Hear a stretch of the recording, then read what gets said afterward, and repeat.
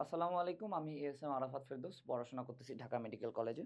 তো আজকে হলো এইচএসসি 26 ব্যাচের মেডিকেল প্রিপারেশনের একটা জেনারেলাইজ গাইডলাইন বা একটা রোড ম্যাপ দিব। এখানে আমি বলে দিব যে আগামী 3 মাস কি অবশ্যই করতে হবে, যেগুলো করলে ইনশাল্লাহ তুমি চান্স পাবা। আর এগুলো যদি তুমি না করো তাহলে চান্স পাওয়া একটু টাফ হয়ে যায়। এরপরে আমি টপিক ওয়াইজ, সাবজেক্ট ওয়াইজ গাইডলাইনও দিব। বাট এই ভিডিওটা সবথেকে ইম্পর্টেন্ট ভিডিও। মেডিকেল প্রিপারেশন শুরুর আগে অবশ্যই এই ভিডিওটা দেখবা। কারণ এখানে আমি আগামী ৩ মাসে কি করতে হবে একটা জেনারেলাইজড রোডম্যাপ তোমাদের দিয়ে দিচ্ছি যে এগুলো কাজ অবশ্যই করতে হবে। সো চলো আমরা শুরু করি। এইচএসসি 26 ব্যাচের ক্ষেত্রে আমি শুরুতেই একটা রিয়েলিটি চেক দিব। রিয়েলিটি চেকটা কি, যে এইচএসসি 26 ব্যাচের মেডিকেল ভর্তি পরীক্ষা কবে হবে ভাইয়া? এটা অনেক কমন একটা প্রশ্ন। এইচএসসি 26 ব্যাচের মেডিকেল ভর্তি পরীক্ষা হবে 20 নভেম্বরে। এখন আমি ১ বছর আগে আমার স্টুডেন্টদের বলে দিয়েছিলাম যে ভাইয়া তোমাদের এক্সাম কিন্তু, তোমরা যারা মেডিকেল অ্যাসপিরেন্ট আছো, মেডিকেল ভর্তি পরীক্ষা কিন্তু হবে 20 নভেম্বরে। এখন এটা আমি ১ বছর আগে থেকে কেমন করে বলে দিতে পারছিলাম? সো চলো আমরা একটু বিগত বছরের মেডিকেল ভর্তি পরীক্ষার ডেটগুলোর দিকে তাকাই। এইচএসসি 22 ব্যাচের মেডিকেল ভর্তি পরীক্ষা হয়েছে মার্চে, 23 ব্যাচের ফেব্রুয়ারিতে, 24 ব্যাচের হয়েছে জানুয়ারিতে, 25 ব্যাচের হয়েছে ডিসেম্বরে, এবং সেই হিসাবে 26 ব্যাচের হওয়ার কথা নভেম্বরে।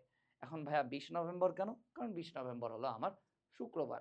সো ১ বছর আগে থেকে আমি জানতেছি যে মেডিকেল ভর্তি পরীক্ষা হবে নভেম্বর মাসে, অ্যান্ড 20 নভেম্বরই হওয়ার সম্ভাবনা বেশি, কারণ সেই দিন শুক্রবার। আর মেডিকেল ভর্তি পরীক্ষা সবসময় শুক্রবারের দিনেই হয়। এখন এই যে আমাদের ঢাবি মহাশয় আছে, ডিইউ বা ঢাকা ইউনিভার্সিটি, ইনি আসলে 20 নভেম্বরে এই যে পরীক্ষাটা হবে এটাকে আরও কনফার্ম করেছে। কেমন করে কনফার্ম করে দিছে? ঢাবি বলছে যে 5ই ডিসেম্বর তাদের আইবিএ, ঢাবির আইবিএর এক্সাম, এবং 12ই ডিসেম্বর আমার ডিইউ এই ইউনিটের এক্সাম। এখন তুমি আমাকে একটা কথা বলো তো, বাংলাদেশে কোন ভর্তি পরীক্ষাটা সবার প্রথমে হয়? অবশ্যই মেডিকেল ভর্তি পরীক্ষা। তার মানে ঢাবি যদি ডেট দিয়ে দেয় 5 ডিসেম্বর এবং 12 ডিসেম্বর, অর্থাৎ ডিসেম্বরের শুরুতে আমার পরীক্ষাটা হচ্ছে, তার মানে আমার মেডিকেল ভর্তি পরীক্ষাটা কবে হবে? নভেম্বরের শেষের দিকে। এখন এই যে নভেম্বরের 20 বাদ দিয়ে তুমি বলতে পারো ভাইয়া 27 নভেম্বরও তো আমার শুক্রবার, আবার 4 ডিসেম্বর যেটা আছে এটাও আমার শুক্রবার। So why not this dates? কথা হচ্ছে যে যখন 27 নভেম্বর এবং 4 ডিসেম্বর ডেট দিয়ে দেওয়া হয়, এই ডেট দুটা কিন্তু আমার ঢাবি ভর্তি পরীক্ষার খুব কাছাকাছি হয়ে যায়। এই কারণে সবথেকে বেশি সম্ভাব্য ডেট হলো আমার 20 নভেম্বর, যে এইচএসসি 26 ব্যাচের মেডিকেল ভর্তি পরীক্ষা হবে 20 নভেম্বর। এটা 27 নভেম্বরেও যাইতে পারে যদি তোমাদের লাক ভালো হয়, এটা তোমাদের জন্য বোনাস। কিন্তু এটা কখনোই 4 ডিসেম্বরে যাবে না, এটুকু তুমি শিওর থাকতে পারো। সো 99% সম্ভাবনা যে আমার 20 নভেম্বরে আমার মেডিকেল ভর্তি পরীক্ষা হবে। তার মানে তোমার হাতে সময় আছে কতদিন ভাইয়া? তার মানে আমরা যদি হিসাব করি তাহলে আমরা ধরে নিলাম যে 16 আগস্ট থেকে সবগুলো কলেজের আমার প্র্যাকটিক্যাল এক্সাম শেষ হয়ে যাচ্ছে। তার মানে আমি 16 আগস্টটাই ধরে নিলাম, যদিও 16 আগস্ট সবগুলো শেষ হচ্ছে না। তো 16 আগস্ট ধরলে তোমার হাতে কিন্তু গুনে 94 ডেজ থাকে। হ্যাঁ, এই 94 ডেজের মধ্যে আমি একটা কথা বলে রাখি, পরীক্ষার শেষ 10 দিন আসে, তুমি কিচ্ছু পড়তে পারবা না, তোমার কিছু খেয়ালও থাকবে না। আমি দিনাজপুরের one of the best students ছিলাম অ্যাজ এ মেডিকেল অ্যাসপিরেন্ট। আমার প্রিপারেশনও আল্লাহর রহমতে অনেক ভালো ছিল। কিন্তু তাও মেডিকেল ভর্তি পরীক্ষার ঠিক 7 দিন আগে বিকালবেলা আমি আমার আম্মুকে জড়ায় ধরে কাঁদছিলাম। কেন কাঁদছিলাম? কারণ আমার খুব টেনশন লাগতেছিল, খুব ভয় লাগতেছিল। অ্যান্ড শেষ 10 দিন আসে, তুমি কিচ্ছু মুখস্থও করতে পারবা না, অ্যান্ড তোমার মনে হবে যে আমি যা পড়ছি সব ভুলে গেছি, কিচ্ছু খেয়াল নাই। এই সময় কি করতে হয়? এই সময় সুন্দর মতন চোখ বুলাইতে হয়। এখন কেন মনে হয় যে আমি সব ভুলে গেছি, আমার কিচ্ছু খেয়াল নাই? কারণ ওই যে টেনশনে বা স্ট্রেসে। সো আমারও এরকম মনে হয়েছিল যে আমি যা পড়ছি আমার কিচ্ছু খেয়াল নাই, আমি পরীক্ষার কিছু জায়গায় আসতে পারবো না। কিন্তু তাও আমি ওই পরীক্ষার সময় বা পরীক্ষার আগে বইগুলো উল্টাইতাম, অ্যান্ড উল্টাইছিও। সো এখানে আমি যদি 94 ডেজের মধ্যে 10 দিন, শেষ 10 দিন বাদ দিই, তাহলে তোমার হাতে থাকে 84 ডেজ বা 84 দিন। এর মধ্যে 4-5 দিন যাবে যে মাঝে পড়ার ইচ্ছা হবে না, বা কোনো ওকেশন পড়বে, বা বিয়ের অনুষ্ঠান পড়বে। সো আমি ধরে নিলাম যে এরকম সর্বোচ্চ 4 দিন, যদিও সর্বোচ্চ 4 দিন না, কিন্তু এরও বেশি হইতে পারে। তো ধরে নিলাম যে সর্বোচ্চ 4 দিন তোমার এরকম হবে যে পড়ার ইচ্ছা হচ্ছে না, বা অন্য কোনো ওকেশন আছে, বা বন্ধু-বান্ধবদের সাথে বের হইলা, কোনো পড়া হইল না। তাহলে তোমার হাতে সময় আছে কতদিন ভাইয়া? 80 ডেজ, অর্থাৎ 80 দিন। এই 80 দিন সময়ের মধ্যে তোমাকে কি করতে হবে? 80 দিন সময়ের মধ্যে তোমাকে ফিজিক্স কেমিস্ট্রি বায়োলজির 55টা চ্যাপ্টার, সাথে ইংলিশ এবং জিকের একটা হিউজ সিলেবাস। ইংলিশ প্লাস জিকের একটা হিউজ সিলেবাস, তোমাকে এগুলো শেষ করতে হবে। শুধু শেষ করলে তোমার হবে না, এগুলো কম করে তোমাকে 2 থেকে 3 বার রিভাইজ দিতে হবে যদি তুমি চান্স পাইতে চাও। অর্থাৎ 80 দিনের মধ্যে তোমাকে 55টা চ্যাপ্টার ফিজিক্স কেমিস্ট্রি এবং বায়োলজির, সাথে হিউজ সিলেবাসের ইংলিশ, সাথে হিউজ সিলেবাসের জিকে তোমাকে শেষও করতে হবে, পাশাপাশি 2 থেকে 3 বার রিভাইজ দিতে হবে। তুমি অন্যান্য ব্যাচদের থেকে অনেক কম সময় পাচ্ছ। যেখানে অন্যান্য ব্যাচরা 3.5 মাস 4 মাসের মতন সময় পাচ্ছে, তুমি পাচ্ছ 3 মাস। এর মধ্যে আমি ধরে নিলাম যে 80 ডেজ তুমি আসলে পড়াশোনা করতে পারবা। এখন এই সময়ে, অর্থাৎ যার হাতে 80 দিন সময় আছে, যে মেডিকেল অ্যাসপিরেন্ট, যার ভর্তি পরীক্ষাটা সবার প্রথমে হবে, এই সময় কিছু গাধার বাচ্চা আসে লাইভ ক্লাস করবে, প্রতিদিন 5 থেকে 6 ঘন্টা লাইভ ক্লাস করবে। এখন কেন করবে সেটাও আমি বলে দিচ্ছি, অনেকে যারা এই ভিডিওটা দেখতেছো সবার মধ্যে এই ধারণাটা থাকবে। যেহেতু আমি এইচএসসিতে ফাঁকিবাজি করে আসছি, আমি এখন থেকে খুব ভালো স্টুডেন্ট হব, আমি প্রতিদিন লাইভ ক্লাস করব 5 থেকে 6 ঘন্টার, নিজে নিজে পড়বো প্রতিদিন 5 থেকে 6 ঘন্টা, এরপর এক্সাম দিব, দাগানো বই পড়বো, তাই না? সো এই যখন একটা মানুষ প্রতিদিন 5 থেকে 6 ঘন্টা লাইভ ক্লাস করে, তারপর নিজে পড়তে চায়, এই রুটিনটা আসলে তার সর্বোচ্চ চলে 15 দিন। 15 দিন যাওয়ার পর সে দেখে যে আসলে লাইভ ক্লাস করার পর আমার এত এনার্জি থাকতেছে না।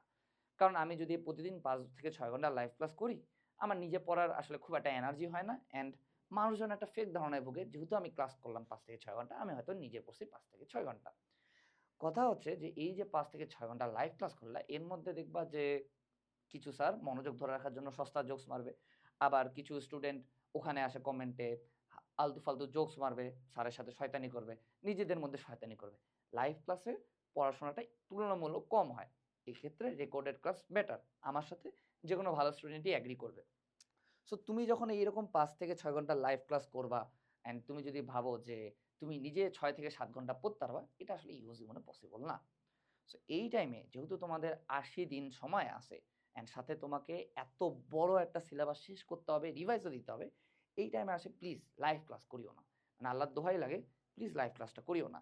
মেডিকেলে যারা চান্স পাইছে, তোমার আশেপাশে তো অনেক ভাই আপু আছে, ওদেরকে জিজ্ঞাসা করো, আপু আপনি লাইভ ক্লাস কয়টা করছিলেন, বা ভাইয়া আপনি কয়টা লাইভ ক্লাস করছিলেন। এটা করার পর জিজ্ঞাসা করবো, আপু আপনি প্রতিদিন নিজে কত ঘন্টা পড়তেন। ম্যাক্সিমাম অ্যান্সার দিবে যে লাইভ ক্লাস আমি করি না, বা করলে খুব অল্প করছি, বাট আমি প্রতিদিন নিজে 6 থেকে 7 ঘন্টা পড়তাম মিনিমাম। অ্যান্ড এই কারণে কিন্তু তারা মেডিকেলে চান্স পাইছে। এখন আমি তোমাদের একটা রিয়েলিটি চেক দিলাম, তাহলে ভাইয়া এখন আমরা কি করব?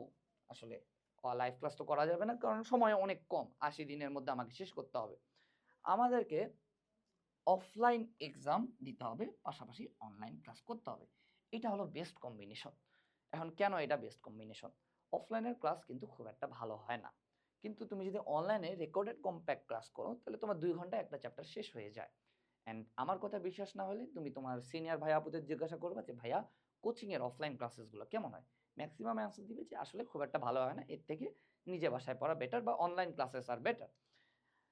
এখন ভাইয়া তুমি বলতে পারো যে ভাইয়া ওয়াই অফলাইন এক্সাম? দেখো আমাদের আমাদের কিন্তু, অর্থাৎ হালকেনস্টাইনের কিন্তু কোনো অফলাইন এক্সাম ব্যাচ বা অফলাইন এক্সাম সেন্টার কিন্তু নাই। তাহলে আমি কেন এটা সাজেস্ট করতেছি? এখানে তো আমার কোনো লাভ নাই।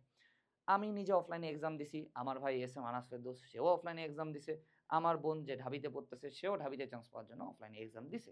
অফলাইনে এক্সাম দেওয়া ইজ এ মাস্ট। কেন মাস্ট? কারণ তোমার মেইন ভর্তি পরীক্ষা যেটা আছে সেটা হবে অফলাইনে। সো তোমার যদি অফলাইনে এক্সাম দেওয়ার একটা প্র্যাকটিস না থাকে, তাহলে আলটিমেটলি সেটার কোনো লাভ হবে না। তুমি বাসায় বসে যত এক্সাম দাও সেটা লাভ নাই, আনলেস তুমি একটা জায়গায় একটা পরিবেশে যায় অফলাইনে এক্সাম দিচ্ছ। সো অবশ্যই অফলাইনে এক্সাম দিবা, অফলাইনের রুটিন অনুযায়ী ক্লাস করবা, সাথে তুমি কি করবা? অনলাইনে রেকর্ডেড কম্প্যাক্ট ক্লাস। এখন আমরা একটা কম্প্যাক্ট ক্লাস বলতে আর কি বুঝি? যে ক্লাসের মধ্যে তোমাকে বেসিক ক্লিয়ার করে দেওয়া হবে, যে ক্লাসে তোমার ইম্পর্টেন্ট যে কনসেপ্টগুলো আছে এগুলো করে ক্লিয়ার করে দেওয়া হবে, মেডিকেলের জন্য মেইন বইয়ের কী কী পড়তে হবে সেগুলোও বলে দেওয়া হবে, পাশাপাশি কী কী পড়তে হবে না সেটাও ক্লাসের মধ্যে বলে দেওয়া হবে। এটাকে আমরা টোটালি একটা কম্প্যাক্ট ক্লাস বলতে পারি। সো আমরা আমাদের যে হালকেনস্টাইন মেডিকেল কোর্সটা আছে, যেহেতু এখানে সবথেকে বেশি এনরোলমেন্ট হয় অ্যান্ড সবথেকে হাইপ বেশি আমাদের, সো এখানে আমি এবং আমার ভাই দুইজনে মিলে ক্লাসগুলো বানাইছি, অর্থাৎ ক্লাসগুলো আমরা চেক দিই যে কেমন করে ক্লাসগুলো হচ্ছে বা বানানো হচ্ছে। আমি যেমন ক্লাস নিছি, আমাদের তানজিম ভাই যে 5 বছর ধরে পড়াচ্ছে সেও ক্লাস নিছে, এছাড়া অন্যান্য সলিমুল্লাহ মেডিকেল কলেজের ভাইয়ারা, ঢাকা মেডিকেল কলেজের ভাইয়ারাও কিন্তু এখানে ক্লাস নিছে। তো এই ক্লাসগুলোতে ভাইয়ার একদম স্ট্রিক্ট নির্দেশনা যে কিভাবে ক্লাস নিতে হবে, and ওই অনুযায়ী ক্লাস নেওয়া হয়েছে। সো তুমি যদি এই আমাদের কোর্সের রেকর্ডেড কম্প্যাক্ট ক্লাসগুলো করো অ্যান্ড অফলাইনে যাই এক্সাম দাও, তোমার আর কিছু লাগবে না। এখন এখানে কিন্তু আমাদের ডিসকাউন্ট চলতেছে। তুমি যদি এখন ভর্তি হয়ে যাও তাহলে কিন্তু 25% ডিসকাউন্ট পাই যাবা। সো আমি বলবো যে বাবা দেখ, তুই আমাদের অনলাইনে রেকর্ডেড কম্প্যাক্ট ক্লাসগুলো করবি, অফলাইন এক্সাম ব্যাচে ভর্তি হবি, অফলাইন এক্সাম ব্যাচে ঢুকে অফলাইনের রুটিন অনুযায়ী অফলাইনে এক্সাম দিবা। অ্যান্ড যেই ক্লাস তোমার দরকার পড়বে, যে মনে হচ্ছে যে আমার জ্যামিতিক আলোক বিজ্ঞান এই চ্যাপ্টারটা খুব একটা ভালো পড়া হয় নাই, তুমি যাই সুন্দর মতন আমাদের এই কোর্সের ক্লাসগুলো করে নিলা, শেষ। কিন্তু তুমি ধরো যে ভেক্টর তুমি সারা জীবন পড়ে আসছো, তুমি চ্যাপ্টারটা ভালো পারো, তোমার কনফিডেন্স আছে, এইচএসসি তো অ্যান্সার করে আসছো যে না এই চ্যাপ্টারটা আমি ভালো পারি, যেটা তুমি একবার রিডিং দিলেই বা একবার পড়লেই পারবা, সেটার আসলে ক্লাস করার দরকার নাই, যেহেতু তোমাদের এবার সময় কম। সো আমি যে তোমাদের প্ল্যানটা দিচ্ছি, এইটা ধরে যদি আগাও যে আমি হালকেনস্টাইনের রেকর্ডের কম্প্যাক্ট ক্লাসগুলো করবো, পাশাপাশি যে অফলাইনে এক্সাম দিব, ইনশাল্লাহ তোমাদের একটা ভালো মেডিকেলে চান্স হয়ে যাবে। এরপরে আমরা আসি যে আর কি কি করতে হবে ভাইয়া। তোমাকে অবশ্যই অনুশীলনী পড়তে হবে। একটা কথা খেয়াল রাখবা, প্রতি বছরই মেডিকেল ভর্তি পরীক্ষায় গত 7 বছর ধরে প্রতি বছরই অনুশীলনী থেকে 70-80% কোয়েশ্চেন আসছে ডিরেক্ট, মানে অপশনও চেঞ্জ করে নাই, একদম ডিরেক্ট তুলে দিয়েছে স্যাররা। প্রতিটা ব্যাচেরই মনে হয় যে তাদের বেলা এইবার হয়তো মেডিকেল ভর্তি পরীক্ষায় অনুশীলনী থেকে প্রশ্ন দিবে না। আমি যখন এইচএসসি 23 ব্যাচ, যেহেতু আমি যখন মেডিকেল অ্যাসপিরেন্ট ছিলাম, আমারও মনে ছিল যে গত 4 বছর যেহেতু মেডিকেল ভর্তি পরীক্ষায় প্রশ্ন দিছে, তার মানে আমার বেলা প্রশ্ন নাও দিতে পারে। এটা প্রতিটা ব্যাচেরই মনে হয়, তোমাদেরও মনে হবে। কিন্তু একটা টার্গেট নিয়ে রাখবা, অনুশীলনী থেকে যদি আমার 70টা প্রশ্ন দেয়, আমি 70টায় একদম কারেক্ট দাগায় দিয়ে আসবো। যদি 5টা প্রশ্ন দেয়, তাহলে আমি এই 5টাও ঠিক দাগায় দিয়ে আসবো, ভুল করব না। অর্থাৎ অনুশীলনী তোমাকে কিভাবে পড়তে হবে ভাইয়া এটা বলে দিচ্ছি। তোমাকে অবশ্যই মেইন বই বা দাগানো বই ভালোভাবে পড়তে হবে। এরপর তুমি অনুশীলনী বুঝে মুখস্থ করবা। তোমাদের বেলাও অনুশীলনী থেকে প্রশ্ন আসবে। ঠিক আছে? সো তোমরা অবশ্যই অনুশীলনী পড়বা। এখন তোমরা না একটা টাইমে যে নোটিস করবা যে শুরুতে তুমি অনুশীলনী পড়তেছো, কিন্তু মাঝে যেয়ে আর অনুশীলনী পড়তেছো না। এটার কারণটা কি? এটার one of the biggest reason হলো যে আমাদের এক্সাম সিস্টেম, কোচিংয়ের, অফলাইন কোচিংয়ের এক্সাম সিস্টেম। এই অফলাইন কোচিংয়ের এক্সাম সিস্টেমের কারণে তোমরা অনেকে অনুশীলনী পড়ো না। কেন পড়ো না? কারণ আমাদের হিউম্যান সাইকোলজি বলে যে আমাদের কোচিংয়ের পরীক্ষায় ভালো মার্ক তুলতে হবে। ইভেন আমি যখন তোমাদের মতন ছিলাম, আমারও সাইকোলজি একটাই ছিল যে এনিহাউ আমাকে কোচিংয়ের পরীক্ষা ফার্স্ট সেকেন্ড হইতেই হবে। সো আমরা দেখি যে যখনই তুমি অফলাইনের যে কোনো কোচিং সেন্টারে যাই এক্সাম দিবা, সেখানে অনুশীলনী থেকে প্রশ্ন থাকবেই না বললেই চলে। হয়তো 50 মার্কের এক্সামে সর্বোচ্চ 1টা বা 2টা প্রশ্ন অনুশীলনী দেয়। তো এটা এমনিতেও পারা যায়। কিন্তু যখন তুমি দেখতেছো যে আমি একটা জিনিস পড়লে সেটা আসলে কোনো বেনিফিট পাচ্ছি না, রিসেন্ট টাইমে কোনো বেনিফিট পাচ্ছি না, ইন প্রেজেন্ট বেনিফিট পাচ্ছি না, তুমি আসলে ফিউচারের কথা চিন্তা করো না। সো অফলাইনে এক্সাম দাও, কিন্তু সাথে অনুশীলনী পড়ো। এই এক্সাম সিস্টেমের ব্যতিক্রমী সিস্টেম আমরা নিয়ে আসছি হালকেনস্টাইনে। এটা আমার ভাই এবং আমার প্ল্যান ছিল যে আমরা এবার আমাদের যতগুলো এক্সাম আছে, এই কোর্সের যতগুলো এক্সাম আছে, এই এক্সামে প্রতিটা এক্সামে আমরা 15 মার্কের মতন হলো ডিরেক্ট অনুশীলনী প্রশ্ন তুলে দিছি। যখন তুমি অফলাইনে এক্সাম দিলা, আমাদের ক্লাস করলে অফলাইনে এক্সাম দিলা, এবং সেম ক্লাসটা আসে যখন তুমি অনলাইনে এক্সামটা দিবা, তাহলে তোমার ডাবল বেনিফিট হচ্ছে, তুমি একই চ্যাপ্টারের উপর 2টা এক্সাম দিতে পারতেছো, তাই না? এখন যখন তুমি 2টা করে এক্সাম দিচ্ছ, তুমি একটাতে অনুশীলনী প্রশ্ন পাচ্ছ না, এই জন্য পড়তেছো না। কিন্তু অনলাইনে যে আমাদের এক্সামটা আছে, এখানে যখন তুমি দেখতেছো যে অনুশীলনী ডিরেক্ট 15 মার্ক আছে, তখন তুমি কি করবা? তখন তুমি অবশ্যই অনুশীলনী পড়বা। এই কারণে আমি বলবো, তুমি যদি আমাদের কোর্সে ঢুকো তাহলে তোমার ডাবল বেনিফিট। এক, তুমি কম্প্যাক্ট রেকর্ডের ক্লাস পাচ্ছ, আর যেহেতু এটার দায়িত্বে আমি এবং আমার ভাই আছি, ভরসা রাখো, কোনো রিগ্রেট থাকবে না। পাশাপাশি তুমি অফলাইনে এক্সাম দিলা, আবার তুমি ওই সেম চ্যাপ্টারের উপর অনলাইনে আসে এক্সাম দিলা। সো এক চ্যাপ্টারের উপর তুমি 2বার এক্সাম দিতে পারলা। এখানে কিন্তু আমরা 15 মার্কের মতন অনুশীলনী ডিরেক্ট কোয়েশ্চেন দিয়ে দিচ্ছি। পাশাপাশি আমাদের যে কোর্স আছে, এখানে কিন্তু অনুশীলনী এক্সাম ব্যাচ আছে। আর অনুশীলনী এক্সাম ব্যাচ কিন্তু তুমি অফলাইনে পাবা না, এটার জন্য কিন্তু তোমাকে অনলাইনে ঢুকাই লাগবে। ওকে? সো আগামী 3 মাস অবশ্যই প্রতিদিন অনুশীলনী পড়ার ট্রাই করবা। অনুশীলনী থেকে প্রশ্ন দিছে বিগত বছরে, সামনেও দিবে। যেহেতু বিগত 7 বছরও দিছে, এটা অনেক ইম্পর্টেন্ট একটা পার্ট। তো কখনোই অনুশীলনী স্কিপ করবা না। একটা চ্যাপ্টার পড়া শেষ, সুন্দর মতন অনুশীলনী নিয়ে বুঝে মুখস্থ করবা। এরপর আমাদেরকে একটু এরিয়া মার্কিং করে পড়তে হবে। এখন তোমার কাছে অবশ্যই মেডিকেল ভর্তি পরীক্ষার কোয়েশ্চেন ব্যাংক আছে, তাই না? মেডিকেল ভর্তি পরীক্ষার যেহেতু কোয়েশ্চেন ব্যাংক আছে, তুমি সুন্দর মতন ব্রায়োফাইটার এবং টেরিডোফাইটার অংশটুকু খুলো। তুমি দেখবা যে এখান থেকে আসলে খুব একটা প্রশ্ন হয় নাই, কিন্তু যেইবারই হয়েছে সেইবারই হয়েছে ব্রায়োফাইটা এবং টেরিডোফাইটার বৈশিষ্ট্য এবং বাহ্যিক গঠন থেকে। এর বাইরে থেকে এই চ্যাপ্টারে প্রশ্ন হয়নি। খুব কম প্রশ্ন দিছে, বাট এই দুইটা টপিকের বাইরে প্রশ্ন দেয় নাই। সমন্বয় এবং নিয়ন্ত্রণ চ্যাপ্টারটা খুলো। সমন্বয় এবং নিয়ন্ত্রণে 4টা টপিক থেকেই বিগত বছরের প্রশ্ন দিছে। কি কি টপিক? ব্রেইনের কাজ, কর্টেক্স স্নায়ুর ছক, হরমোনের ছক, আর সাথে হলো আমার চোখ। এই 4টা টপিক থেকেই বিগত বছরে ঘুরে ফিরে প্রশ্ন আসছে। আমার কথা ব্লাইন্ডলি ফলো করার দরকার নাই, তোমার সামনে কোশ্চেন ব্যাংক আছে, কোশ্চেন ব্যাংকটা সুন্দর মতন খুলে দেখো যে এর বাইরে থেকে কয়টা প্রশ্ন আসছে। ইভেন আমার তো এরিয়া মার্কিং ক্লাস ওপেন করে দেওয়া আছে, মানে অর্থাৎ ফ্রি করে দেওয়া আছে শৈবাল এবং ছত্রাক এই চ্যাপ্টারটার। এটা আমি 1 বছর আগে ফ্রি করে দিচ্ছিলাম। আমি একদম ক্লাসের শুরুতেই বলছিলাম যে দেখ বাবারা, এখানে কিন্তু তোমাকে সবগুলো উদাহরণ মুখস্থ করার দরকার নাই। এখানে শুধুমাত্র তুমি 2টা উদাহরণ খেয়াল রাখবা, অর্থাৎ 2টা জায়গার উদাহরণ খেয়াল রাখবা। কি কি উদাহরণ খেয়াল রাখবা?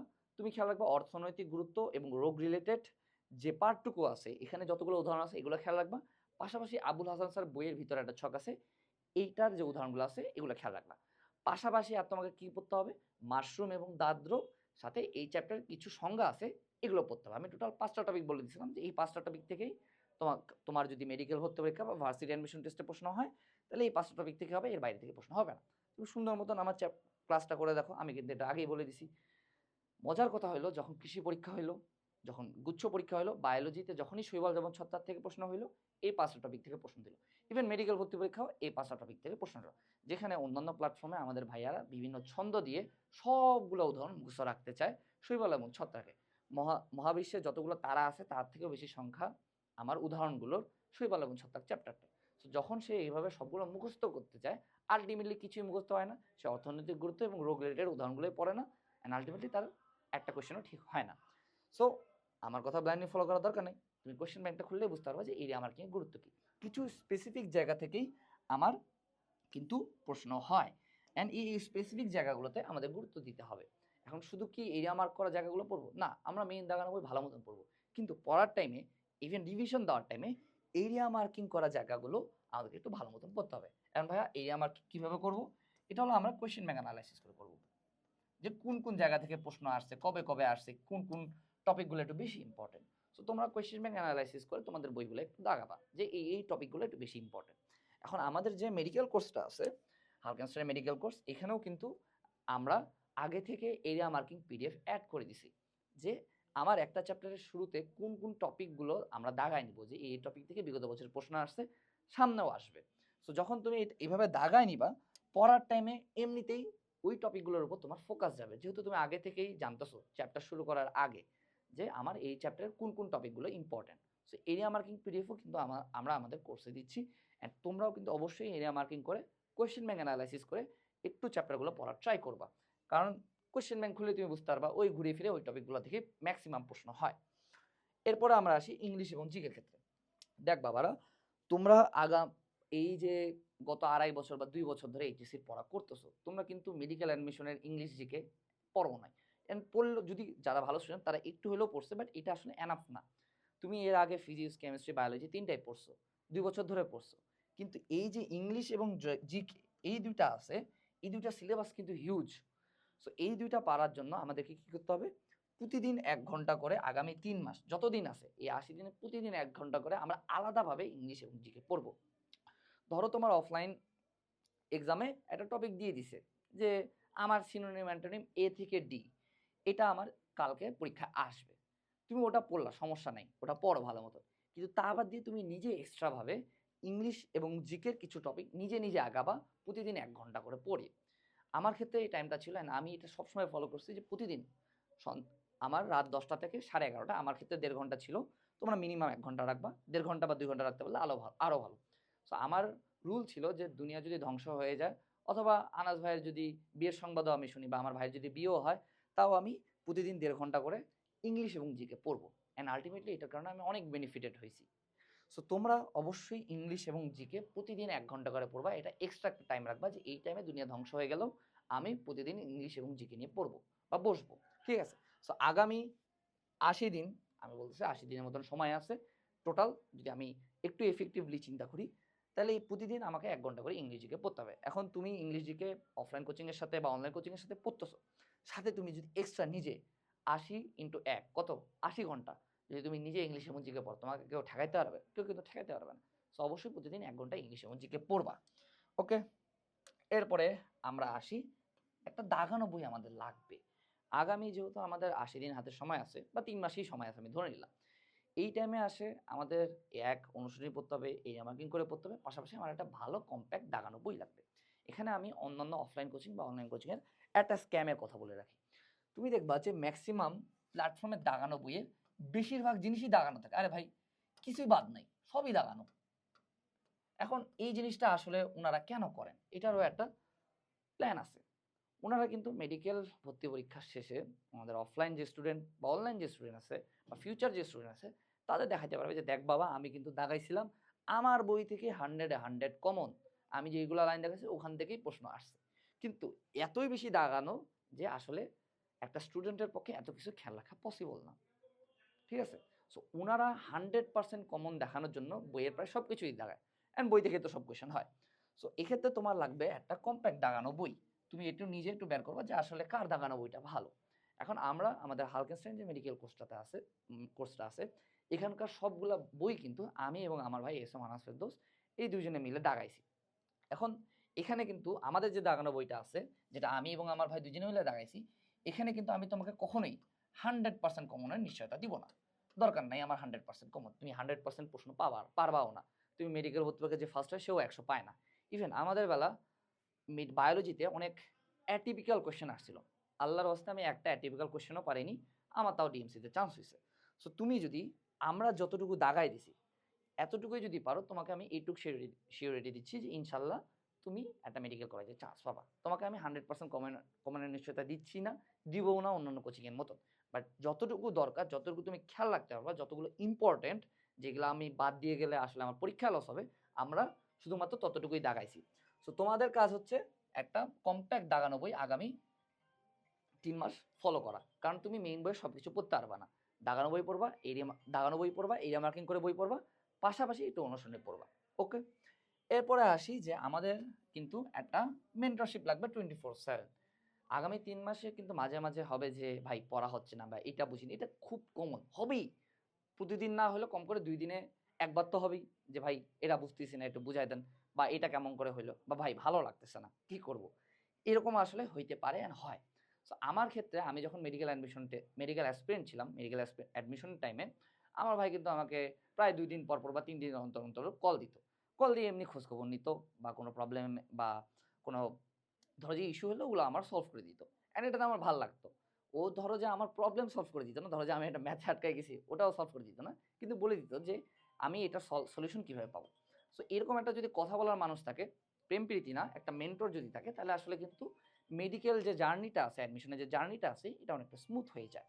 সো এক্ষেত্রে কিন্তু আমরা আমাদের মেডিকেল কোর্স যেটা আছে, এখানেও কিন্তু আমরা একটা আলাদা টেলিগ্রাম গ্রুপ খুলছি, যেখানে তোমাদের 24/7 মেন্টরশিপ পাবা। এখন মজার কথা বলি, অন্যান্য কোচিংয়েও কিন্তু তোমাদের 24/7 মেন্টরশিপ দেওয়ার একটা ওয়াদা করবে।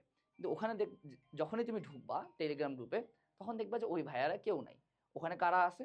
ওই ভাইয়ার কিছু স্টুডেন্ট যারা গত বছর চান্স পাইছিল, ওনারা ভাড়া করছে যে এত টাকা করে দিব মাসে, তোমরা আসে এদের গাইড করবা। অ্যান্ড দেখবা যে ওই মেন্টরশিপ কোর্সে বা ওই মেন্টরশিপে, অর্থাৎ ওই কোর্সে যে মেন্টরশিপ যে গ্রুপটা আছে, ওখানে আসলে বেশিরভাগ টাইমে গল্পই হয়, হুদাই আসলে মানুষজন আসে মজা টজা করে। যেহেতু আমি অন্যান্য অনেক প্ল্যাটফর্মে ফ্রিতে কোর্স পাইছিলাম, আমি এগুলো জানি। সো এক্ষেত্রে আমাদের যে কোর্সটা আছে, এখানকার যে গ্রুপটা আছে, যেটা তোমরা কোর্স কিনলেই পাই যাবা, এখানে কিন্তু আমরা 24/7 মেন্টরশিপ দিব। অ্যান্ড এগুলা দিবে কিন্তু আমি নিজে, তানজিম ভাই, আনাস ভাই, এরা নিজে। মজার কথা, আনাস ভাইয়া নিজেও তোমাদের কিন্তু প্রত্যেক মাসে একবার করে জুমে লাইভ সেশন নিবে। সো অবশ্যই তোমাদের একটা মেন্টর লাগবে। সেটা অফলাইনে যদি তোমরা বাসায় কোনো মেডিকেলের ভাইয়া বা আপু নাও, সেক্ষেত্রেও চলে। আবার যদি আমাদের কোর্সে ঢুকো, সেক্ষেত্রে তো আমরা আছি গাইড করার জন্য। বাট এই আগামী ৩ মাস যেহেতু অনেক কঠিন যাবে, আসলে এটা কঠিন ইমোশনাল। আসলে এই যে মেডিকেল অ্যাডমিশন জানি, এটার সাথে অনেকে ফ্যামিলি পর্যন্ত ইমোশনালি কানেক্টেড থাকে। তো এইখানে না অনেক বেশি টেনশন কাজ করে, ভয় কাজ করে। তো এই জন্য অবশ্যই একটা মেন্টর দরকার। সো যদি পারো অফলাইনে একটা মেডিকেল ভাইয়া বা আপু নাও, অথবা যদি তুমি দেখো যে না ভাই আমার নিজেরই ফ্যামিলির কেউ আছে, তাহলে তাকে বলবো যে ভাই প্লিজ আমাকে ২ থেকে ৩ দিন পর পরে একটু কল দিস। আর আমাদের কোর্সে যদি ঢুকো, টেলিগ্রাম গ্রুপ তো আছেই। আর লাস্ট বাট নট লিস্ট, আগামী ৩ মাসে অবশ্যই প্রতিদিন নামাজ পড়বা। তোমাকে একটা জিনিস খেয়াল রাখতে হবে যে এই যে মেডিকেলে পড়া বা মানব সেবা করার সুযোগ, নিজ হাতে মানব সেবা করার সুযোগ, এটা কিন্তু মহান আল্লাহ তাআলা সবাইকে দেয় না। আমাদের ডিএমসিতে শায়েখ আহমদুল্লাহ হুজুর আসছিলেন অ্যান্ড উনি আসে আমাদের একটা কথা বলছিলেন যে আমার জীবন নিয়ে কোনো আফসোস নেই, কিন্তু মাঝে মাঝে একটা আফসোস কাজ করে যে আমি কেন ডাক্তার হইতে পারলাম না। কারণটা কি? উনি বললেন যে যারা ডাক্তার আছেন তারা কিন্তু নিজ হাতে মানব সেবা করার সুযোগ পায়। এই সুযোগটা মহান আল্লাহ তাআলা সবাইকে দেয় না। তুমি যদি ১০০ র ১০০ নিজের দাও, তুমি যদি প্রতিদিন ১২ ঘন্টা করে পড়ো, বাট তাও যদি মহান আল্লাহ তাআলা না চান, তুমি জীবনেও মেডিকেলে চান্স পাবা না। এই যেমন ধরো আমার ভাই এস এম আনাস ফেরদৌস। ওর ছোটবেলা থেকেই শখ ছিল সে মেডিকেলে পড়বে। সে মেডিকেলে চান্সও পাইছে স্যার সলিমুল্লাহ মেডিকেল কলেজে। কিন্তু সে ওই ভর্তি বাতিল করে বুয়েটে চলে গেছে। কেন? কারণ সেটা তার রিজিকে বা তকদিরে ছিল না। সো এইজন্য আগামী ৩ মাস প্রতিদিন ৫ ওয়াক্ত নামাজ পড়ার ট্রাই করবা। ৫ ওয়াক্ত নামাজ না হইলেও কম করে ২ থেকে ৩ ওয়াক্ত পড়ার ট্রাই করবা। অ্যান্ড আল্লাহর কাছে চাবা যেন তোমাকে একটা সরকারি মেডিকেল কলেজে চান্স পাওয়া যায়। বাট আল্লাহর ইচ্ছা ছাড়া আমি যত গাইডলাইন দেই বা যতই তুমি পড়ো, মেডিকেলে চান্স পাওয়া কোয়াইট ইম্পসিবল। মেডিকেল অ্যাডমিশনে luck is a very, very, very important factor. So এই ভিডিওটা এই পর্যন্তই। তোমরা চাইলে আমার Facebook ID S M Arafat Ferdous এখানেও ফলো করতে পারো এবং আমাদের গ্রুপ আছে হাউকিনস্টাইন ফ্যামিলি এবং এইচএসসি 26 অ্যাডমিশন গ্রুপ, এখানেও কিন্তু তোমরা জয়েন হয়ে যেতে পারো। আর হ্যাঁ, একটা মেডিকেল অ্যাসপিরেন্টের যা যা লাগবে, যা যা একদম ম্যান্ডেটরি, তাটা কিন্তু আমরা আমাদের কোর্সে প্রোভাইড করছি। তোমরা যদি 25% ডিসকাউন্ট চাও তাহলে এখনই কোর্সে এনরোল করো। আসসালামু আলাইকুম।